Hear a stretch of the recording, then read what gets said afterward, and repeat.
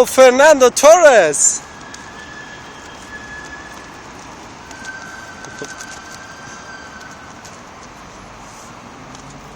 А ну, Торрес, покажи нам свои финты.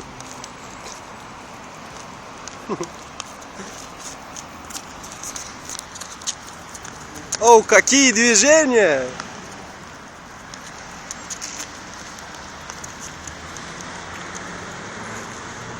Ты Криштиану, что ли?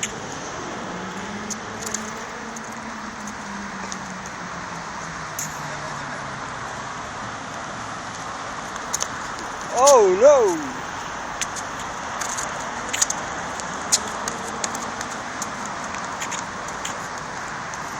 Cristiano Ronaldo kimden öğrendik ya desem? Учителя buradayken onun.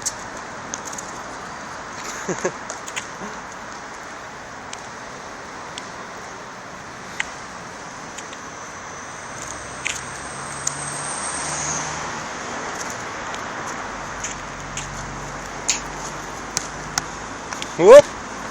Все. Paliçek yamal al ya paliçek. Kötü görünmüyor da ağaçların arkasında.